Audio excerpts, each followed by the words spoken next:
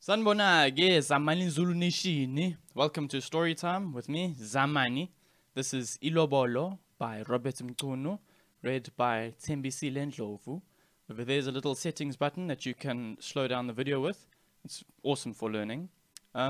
Please like, subscribe for more awesome, free Zulu learning, fun stuff. And salani kahle. Isihloko sencwadi sithi Ilobolo. Ibhalwe ngu-Robert Mchunu. Imidwebo ngu-Louis Neethling.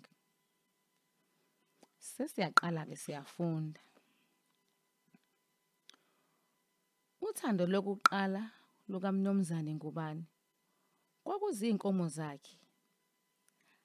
Ayikho into ayayikhonze ukwedlula izinkomo zakhe.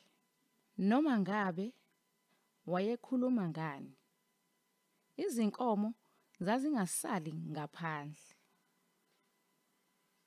Kwakwala ngisho noma sekuxoxwa ngokulima, wayezama ukuthi agcine ekhuluma ngezinkomo zakhe. Wayengekho umuntu ongamaziyo emakhuzeni. Amadodakazi akhe ayazi ukuthi uyise ulindele into yinye kubo, izinkomo.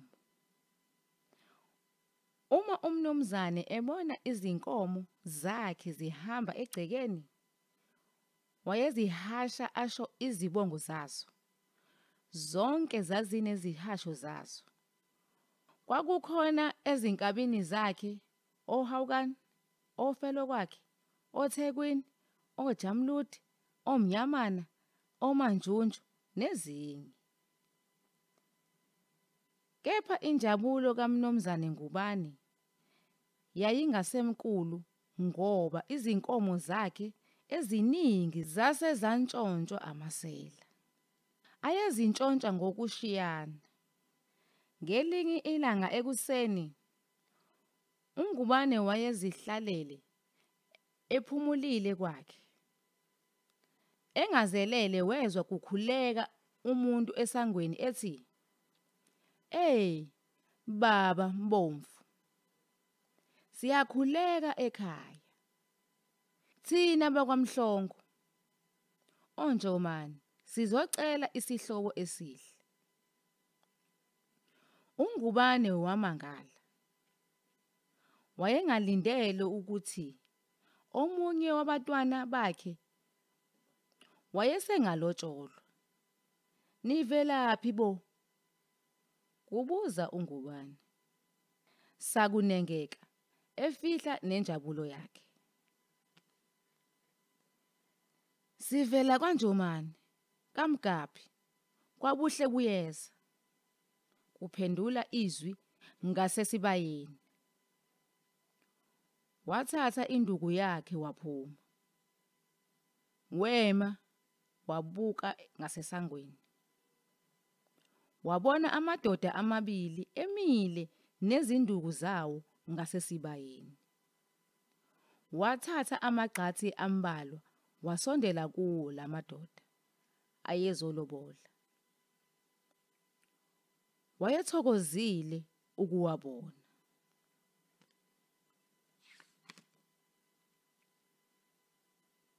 Lalelani lapha.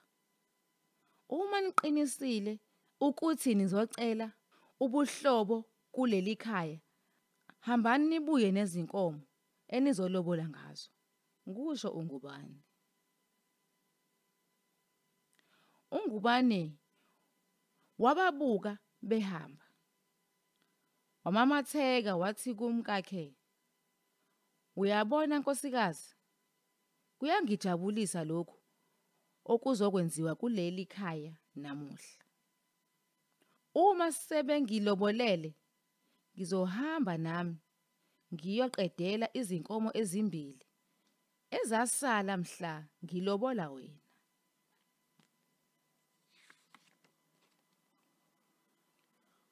Uma uNomusa ezwa lezi zindaba, wathi kunina, ngingamane ngife nokuba ngishade naloya mfana wakamhlongo.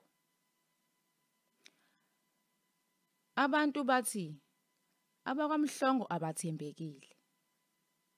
Mntanami, angithandi lolu daba lukwenze sengathi uyingane engahloniphi uyise.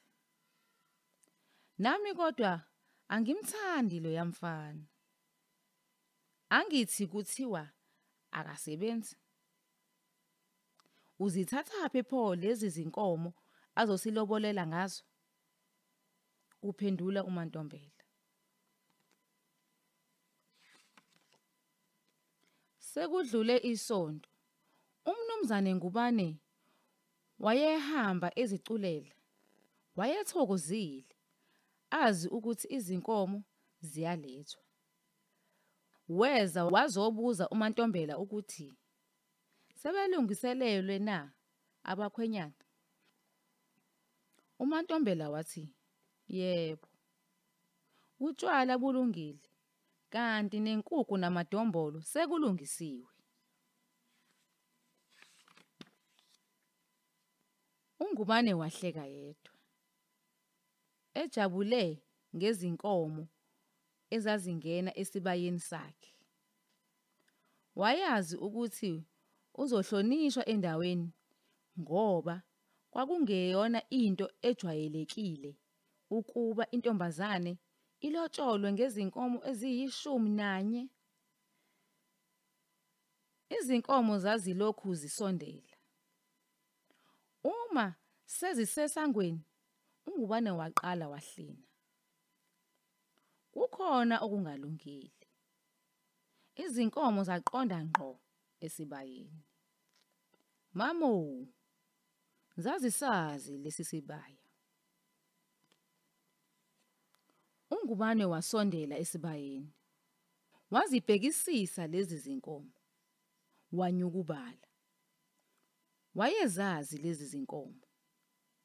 Nangu uMayini, nango nonto zakhe.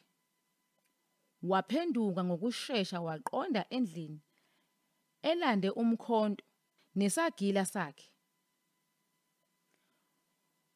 uNomusa noMantombela bezwa ukumemeza kwentukuthelo. Baphuthuma ukuyobheka ngaphandle.